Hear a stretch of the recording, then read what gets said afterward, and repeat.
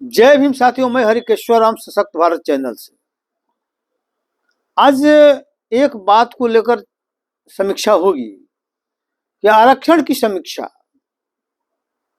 इसका क्या मायने है। एक बार मोहन भागवत जी ने आरक्षण की समीक्षा की बात की थी 2015 के विधानसभा चुनाव के दौरान, तो उसको लोगों ने क्या समझा, और फिर आरक्षण की समीक्षा के बाद जीतनराम मांझी ने विधानसभा में माल्य कर दिया। इसका क्या है मायने? क्या दोनों का मायने एक ही है या दोनों का मायने भिन्न भिन्न है? तो आम जो अवधारणा है ये है कि आरएसएस वाले, बीजेपी वाले आरक्षण की समीक्षा की जो बात करते हैं तो उनका उद्देश्य आरक्षण को समाप्त करना होता है। ये लोगों में अवधारणा है और इसका प्रतिफल हम 2015 के चुनाव में देख भी चुके हैं।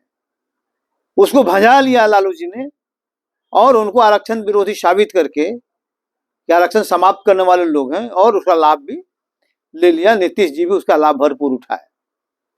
विगत दिनों जो विधानसभा में हुआ, जीतनराम मांझी ने उठा दिया कि नीतीश सरकार आरक्षण की समीक्षा क्यों नहीं करती, जबकि संविधान में इसकी व्यवस्था है 10 साल पर समीक्षा करने का। बमक गए नीतीश कुमार, बमक गए, पूरी तरह से बमक गए। इसका क्या मायने? तो पहला तो यह है कि अगर जीतनराम मांझी आरक्षण की समीक्षा की बात बोलते हैं तो ये लोगों में ये मैसेज जा रहा है कि आरक्षण की समीक्षा मतलब आरक्षण को सही ढंग से लागू करने की बात कह रहे हैं जीतनराम मांझी। ये अवधारणा मान ली कि लोगों के पीछे, और नीतीश कुमार उस पर बमक गए कि ये क्यों मान ले के बोल रहा है। हालांकि जीतनराम मांझी सही बात नहीं बोले, क्योंकि 10-10 साल पर आरक्षण की समीक्षा की जो बात की गई है तो ये आम जो एजुकेशन में और जो नौकरियों में आरक्षण है इसकी समीक्षा की बात नहीं है। वो पॉलिटिकल रिजर्वेशन जो है उसकी समीक्षा की बात मान लेकर उसमें किया हुआ है, और पॉलिटिकल रिजर्वेशन का 10-10 साल पर समीक्षा करना भी है और होता भी है। तो 10-10 साल पर उसका समीक्षा करता कौन है? तो चूंकि केंद्र सरकार को पॉलिटिकल रिजर्वेशन से मतलब है, चुनाव आयोग को मतलब है, केंद्र सरकार ही मान लेगी परिसीमन मान लेगी गठित करती है, रिजर्वेशन का मान लेगी वहीं से होता है। तो जब रिजर्वेशन हो तो वहीं पर समीक्षा होती है, और समीक्षा लगातार प्रत्येक 10 वर्ष पर होती है। वो तो समीक्षा में क्या देखा जाता है? तो समीक्षा में ये देखा जाता है, एक चार्ट बनता है, उसमें ये देखा जाता है कि टोटल लोकसभा सीट कितना है, उसमें रिजर्व कैटेगरी के कितना सीट है, एससी एसटी का, वो कितना जीत कर आए, ठीक है। और फिर दूसरा होगा कि गैर रिजर्व सीट कितना है और उस पर एससी एसटी का कितना प्रतिनिधित्व। तो स्वाभाविक है कि एससी एसटी का जो आरक्षित श्रेणी का जो पद है वो तो भरा रहेगा 100%, और एससी एसटी के लोग उसमें रहेंगे, कहीं कोई दिक्कत नहीं है। लेकिन जब देखा जाएगा कि जनरल कैटेगरी के सीट पर कितना जीत गया है, मतलब कि जनरल कैटेगरी के लोकसभा और विधानसभा में जीतने की क्षमता इनमें आई है या नहीं आई है, तो पता चलता है कि एक भी नहीं जीत के रहा है। मतलब इनकी क्षमता डेवलप अभी तक की आई नहीं है कि सामान्य सीट से भी जीत कर आ जाए। उसी आधार पर अगला 10 साल के लिए फिर मान लीजिए कि बढ़ाने का प्रस्ताव दिया जाता है, वो बढ़ भी जाता है। इसलिए 10 साल पर जो समीक्षा की बात है वो पॉलिटिकल रिजर्वेशन की बात है। शिक्षा और जो आपका नौकरियों में रिजर्वेशन की बात है, उसको 10 साल पर समीक्षा की बात नहीं है, उसको तो प्रत्येक नियुक्ति के साथ ही समीक्षा हो जाती है। यह समझने की जरूरत है कि प्रत्येक नियुक्ति जब होगा उसी के साथ ही मान लें कि उसकी समीक्षा हो जाती है। तो बोले उसका समीक्षा कैसे होती है? तो रोस्टर क्लियरेंस क्या है? कितना सीट मान लीजिए कि है, कितना सीट मान लीजिए कि निकालो, उसका शेड्यूल कास्ट का कितना रिक्त है, तो रिक्त है तो उसको भरो, वही तो होता है। तो रोस्टर क्लियरेंस जो है एक तरह से समीक्षा ही प्रत्येक नियुक्ति का समय होता है।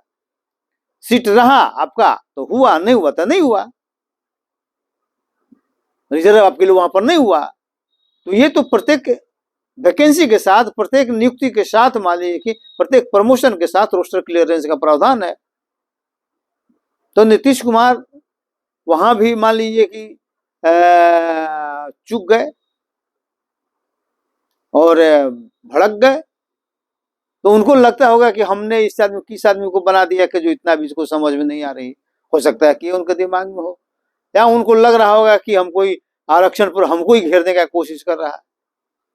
समाज में मैसेज चला जाएगा कि नीतीश कुमार आरक्षण विरोधी हैं, आरक्षण इसलिए बमक गए नीतीश कुमार। तो इसलिए क्लियर कट मामला है कि अलग अलग एक ही बात दो आदमी जो बोलता है तो उसका मतलब अलग अलग, एक ही मतलब नहीं होता है। आरएसएस बोला उसका कुछ, ये लालू यादव बोलते हैं उसका मतलब कुछ, जीतन राम मांझी बोले उसका मतलब कुछ। तो ये मानने की स्थिति है। एक और बात मैं बोलता हूँ, और एक बात ये हो कि आप देखते हैं कि हम प्राय इधर सुन रहे हैं कि जो सामान्य वर्ग के स्टूडेंट हैं, छात्र हैं, नौजवान हैं, तो उनको दिमाग में एक कशक है कि भाई ठीक है, हमारे पूर्वजों ने इनके साथ भेदभाव किया, अन्याय किया, तो उनको रिजर्वेशन मिला, ठीक है, लेकिन आज तो कहीं अन्याय नहीं हो रहा ना। आज क्यों इनको मानने को मिल रहा है? आज क्यों इनको रिजर्वेशन मिल रहा है? हम ज्यादा नंबर ला के भी हमको नहीं होता है, उनको कम नंबर लेके भी हो जाता है। तो ये लोगों का अस्वाभाविक है कि उसके दिमाग में जो बात जो आएगी उसी पर विमर्श भी करेगा, वो सोचेगा। तो उसका अर्थ ये है कि आपके पूर्वजों ने अन्याय किया, भेदभाव किया, छुआछूत माना, अनटचेबल माना, अलग थलग किया, जिसके कारण SC/ST के लोग पिछड़ गए। तो पिछड़ गए तो जब तक आपके बराबर में नहीं आ जाएंगे तब तक बराबरी का व्यवहार कैसे होगा?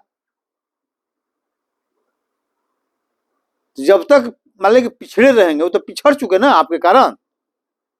तो जब तक मान लीजिए कि आप उनके बराबर नहीं हो जाएंगे तब तक तो ये रिजर्वेशन रहेगा, अन्यथा समाप्त असमानता तो फिर बरकरार ही रह जाएगा, हमेशा बढ़ते जाएगा, बढ़ते जाएगा, कभी मिटेगा नहीं।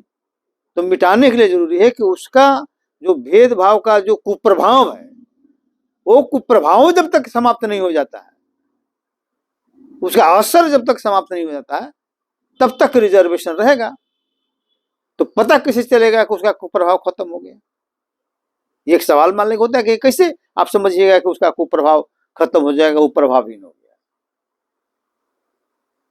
तो सीधा सा मान लेंगे है कि जब जनरल कैटेगरी के मान लीजिए जो वैकेंसी में SC/ST OBC के लोग जितना इनका संख्या उसके अनुपात में अगर प्राप्त करने लगेंगे अपने मेरिट के आधार पर, इसका मतलब है कि उस लायक हो गए। जो जनरल कैटेगरी जितना मेरिटोरियस है उतना मेरिट इनमें भी आ गया, उतना सीट उतना परसेंट ये भी ला रहे हैं। तो जब ला रहे हैं तो कोई जरूरत नहीं, तो वही उसका टेस्ट है। तो इसलिए इसमें कंफ्यूज करने की जरूरत नहीं है। रिजर्वेशन तब तक जब तक असमानता समाप्त नहीं हो जाता है, तब तक बराबरी आदमी नहीं हो जाएगा, क्योंकि दो आदमी, दो बराबर लोगों के बीच ही कंपटीशन होगा ना। एक बड़ा और छोटा के बीच कंपटीशन कैसे होगा? तो उसके लिए अलग अलग से प्रेशर देना पड़ेगा। इसको सकारात्मक मान लीजिए पहलू कहते हैं, सकारात्मक दिशा में कार्य को कहा जाएगा, इसको अफर्मेटिव एक्शन कहा जाता है। तो खैर लोगों को समझने की जरूरत है और बेवजह माइंड खराब करने की जरूरत नहीं है। जय भीम साथियों, जय भीम।